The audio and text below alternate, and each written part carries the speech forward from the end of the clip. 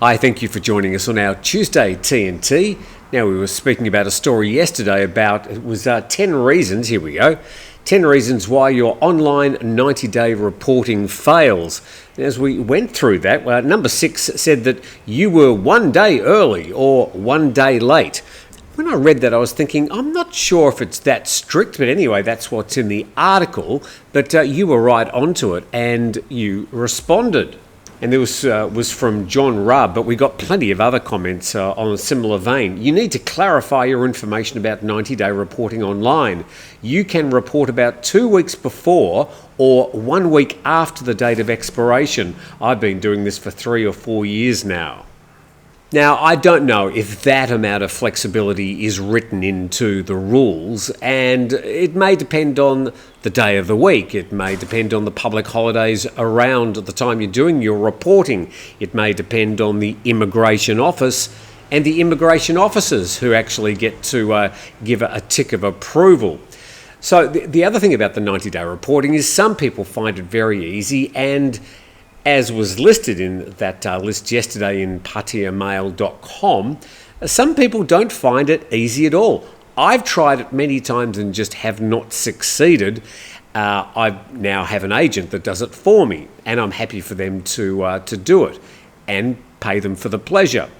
But other people say, oh, it's a soda, I've been doing it for years, never had a single problem. So there seems to be this polarised attitude towards the 90-day reporting, whether it's going to work online or not.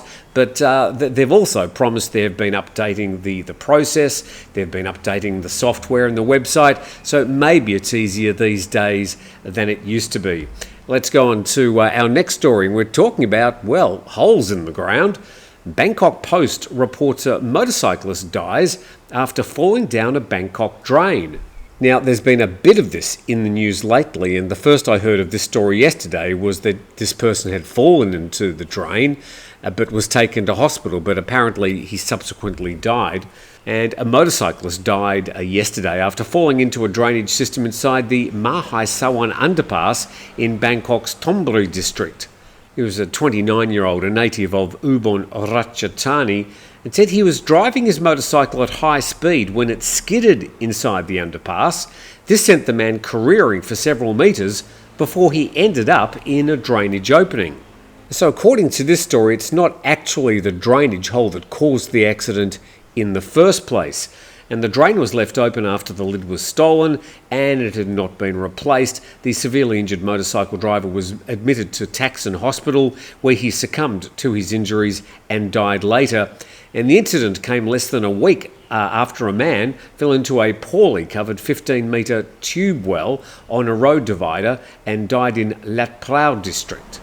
And this story back on the 3rd of May last week, and the MEA apologises for tube well death. They apologised to the family of a man who died after stepping into a wooden tube well cover and falling to his death in Lat Pral district of Bangkok. This happened on Friday. They claimed the life of a 59-year-old from Wang Thong Lang district. And the MEA Deputy Governor said they'd used temporary wooden covers in some locations across Bangkok due to the theft of iron lids. And the agency will replace these makeshift covers with concrete ones by the end of this week, while awaiting the installation of new iron lids for a permanent solution. We go back to May the 18th last year, and this story reported in Yahoo News. An American tourist fell into an uncovered manhole in the Sin city of Thailand. This was in Pattaya. He was rescued 4 hours later, but he said it felt like days. And then NationThailand.com today saying almost 3 per day injured on Bangkok sidewalks, mostly by motorbikes. Anybody that's been to Bangkok will attest that they're not the best footpaths around the world, sidewalks, whatever you want to call them. A lot of them are in need of great repair, and most of the time, from what I've seen, it's really because they were never constructed properly in the first place. Bangkok's launched a pedestrian safety campaign in response to data showing an average 915 people are injured on Bangkok pavements each year, or almost 3 per day. And most sidewalk injuries are caused by rogue pavement motorcyclists, according to the BMA. And they cited figures that shows that Bangkok accounts for over a third of the annual average 2,490 sidewalk injuries nationwide. And the BMA's promised to respond with tighter enforcement of the law against sidewalk riding, which carries penalties of up to 1 month in jail or a maximum fee of 10,000 baht. Again, this is just one of those things they've been talking about for years, fixing up the sidewalks, and they do get around to some of them from time to time. But it seems as soon as they've fixed one sidewalk, another one has deteriorated to an extent where it's suddenly causing injuries or making people walk on the road, which of course is even more dangerous. Just another thing I wanted to mention whilst we're on Nation Thailand, they've sort of tweaked their website recently. They've now got their pages in the English language and the Chinese language, so you can press that button and read it in Chinese if you feel inclined, and also you can go to this section and it's got a male or female person that will read the story in Chinese or English to you. Now, I'm not sure if you avail yourself of those sort of services provided there by nationthailand.com. I would be interested to know what you would like websites to do to make them better. I know a lot of people always complaining about too many ads on a lot of websites these days, but do you use this reading out the story to you feature? I don't think many of them have it. I think Pracha Thai has it, Thai Inquirer has it, Nation Thailand certainly has it. Do you use that feature? And what other features would you like to see on websites to make your news consumption better?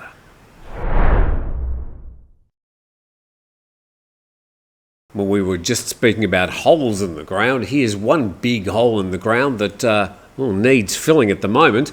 Bangkok Post reporting PP Island drought could lead to closures. So the dam there on PP Island clearly just about empty, and locals on PP Island have not had enough fresh water for their needs for over 2 months, leading to the consideration of temporary closures of some business operations should the dry spell continue. And the resort island in Krabi province is facing another freshwater shortage after similar incidents during the tourist high season have occurred over the past several years. And I bet the story each time was, we're going to be fixing that so it won't ever happen again. Well, it did. And the president of the Krabi Tourism Association revealed that the private company that provides tap water for households, businesses, restaurants, hotels and resorts on the island had stopped supplying fresh water since April the 23rd as the water reserve in its Five Rai area was running out. And a local source also revealed that even large hotels, resorts and businesses on the island were reportedly nearly out of water reserved in their own artesian wells. Some considered temporarily shutting their businesses down if the situation did not improve due to small downpours. Yes, you need a lot more than short downpours, and you've got to make sure the downpour is right over the top of where your reservoir is.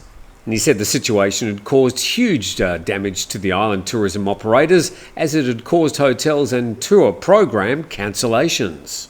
But it's not just PP Island on the Krabi's mainland side. A source said that many areas had suffered a similar drought situation as the resort island.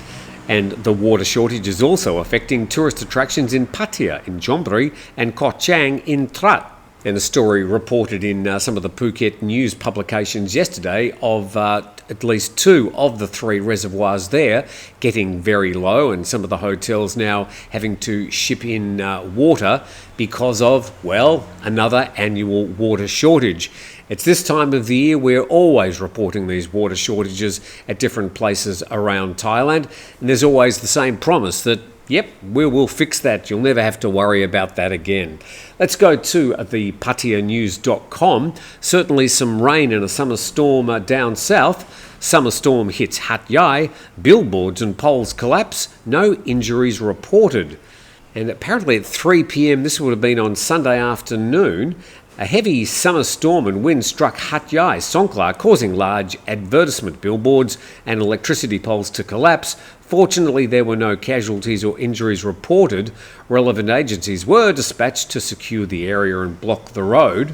And it was reported by local Hat Yai media that more than 10 electricity poles collapsed, and one of them hit a pickup truck with 5 passengers.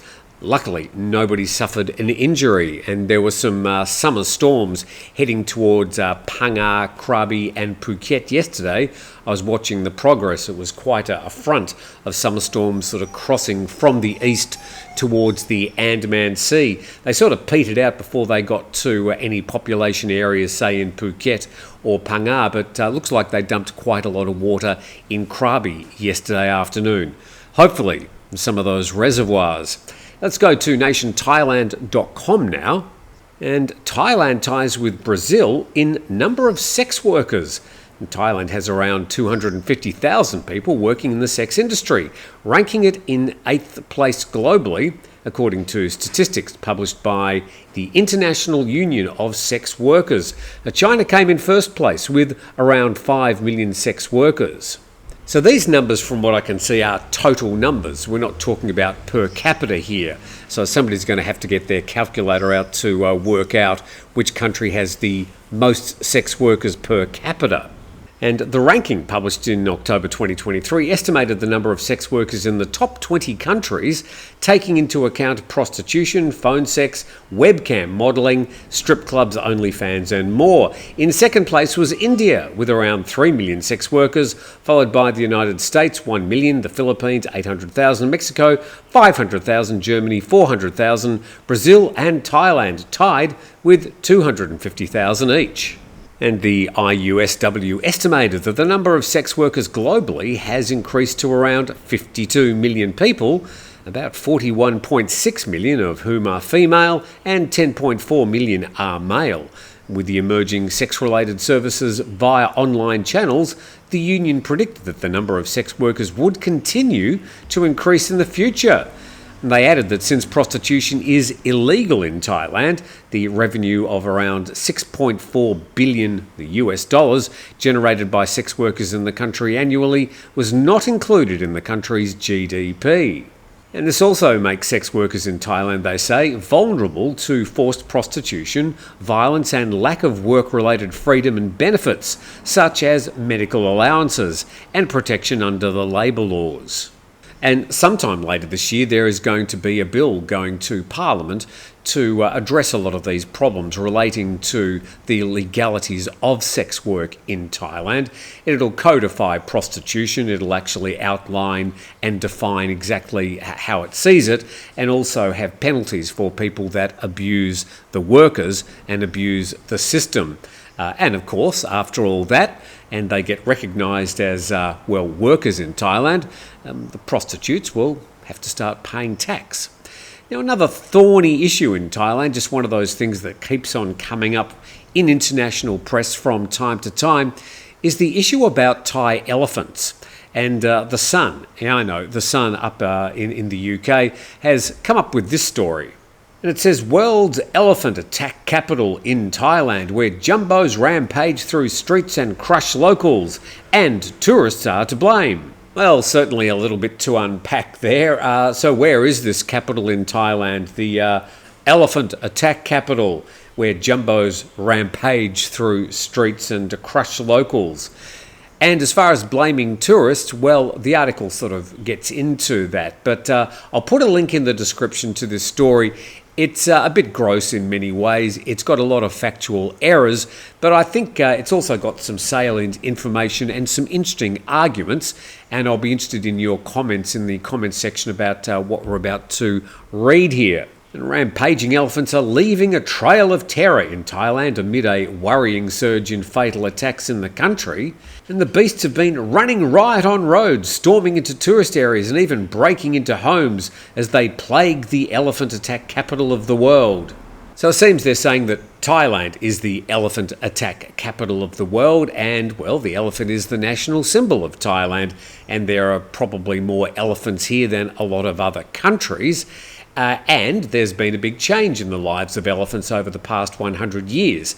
They used to be beasts of burden, helping the logging industry, mostly, for example. Now that's been banned. What are these elephants that live 40, 50, 60 years, what are they going to do? Well, many of them have moved into tourist areas to entertain tourists. A lot of people disagree with that. But as far as this Thailand being the elephant rampage capital of the world, it's not as if we have rampaging elephants down the streets of Phang and I don't know where you live in Thailand, but do you have rampaging elephants? It's got captions on photos like this: "The moment an elephant named Cherry fatally whacked a human after years of giving out rides before stomping the tourist to death." Now again, we should say that these sort of attacks are extremely rare. It's like shark attacks in Australia. People always like talking about them because they're dramatic and they're gruesome, but they are also extremely rare. And here they've got a graphic sort of northeast of Bangkok showing Jungle House Hat Yai Resort, beast lands, fatal swipe, Nakhon Ratchasima Highway, car squashed by brute, Hat Yai National Park, elephant destroys car. And some of these incidents have actually happened, but again, they are rare. And if you do go through the Hat Yai National Park, you are going there to see elephants who, from time to time, will cross the roads and, on rare occasions, interface with a car. So the sun.co.uk sprouts some statistics. A report in February claimed that at least 150 people in Thailand were killed due to wild elephant-related attacks since 2018. More than 133 were also injured, according to Thailand's Department of National Parks, Wildlife and Plant Conservation. Many of these were tourists in the southern part of the country, the story says. The number of horror incidents in the south have only increased over time and coincide with Thailand seeing a huge increase in wild elephant issues. So I don't know what this huge increase in wild elephant issues is. I mean, there are ongoing stories about elephants from time to time, stories about elephant sanctuaries, stories about the occasional interface between tourists and elephants, people complaining about the way that elephants are used as tourist attractions in Thailand. I mean, we see these stories from time to time, but I wouldn't say there's been a huge increase in wild elephant issues. And provinces like Nakhon Ratchasima, Phang and Hua Hin are all seeing increases in the number of human and elephant conflicts, according to local reports. I live in Phang. I haven't seen any reports about elephants since I've been here. And according to the Humane Society International, there are more animals working in tourism and logging industries than left in the wild. Hundreds are also trapped in zoos and circus-style environments. And it says an estimated 3,000 of the giant beasts are domesticated across the country, and just 2,200 are allowed to freely roam in the wild. Well, freely roaming in the wild is fine, but the amount of wild in Thailand is diminishing, and at some stage those elephants are going to run into humans, and it's probably not going to end well. Elephants are stripped from their normal habitats and forced to live in small enclosures covered in ropes and chains by their new handlers. And this industry is seen as fueling the elephant handlers' ambitions to keep on allowing rides to happen so they can keep lining their own pockets. And the practice of elephant rides has been slammed by animal rights groups for years, with many labelling it as a form of torture. An animal rights group, PETA, says elephants working in captivity have been torn from their jungle homes to be sold like equipment, forced to haul illegal logs or entertain tourists. And then the best place to see elephants is where they belong, in the wild. So that article does continue sort of painting Thailand like a place where the locals are running in fear away from rampaging elephants and the tourists are being grabbed and stomped on by elephants. And those things are just, as I said, extremely rare. But there are some interesting points in this article, which does go on for a bit, so I've put a link in the description if you'd like to read that and perhaps make comments about what you think the future for elephants is in Thailand. And with that, hopefully you're a bit more up to date with some of the things happening in the news today. We do this every day, Monday, Tuesday, Wednesday, Thursday, Friday. Saturday we do a live program. Sunday I have a chat with Mr. Steve Ross about, well, matters other than news. So hopefully you can subscribe to the channel and join us for, maybe tomorrow's program, and we'll talk about the news in Thailand again.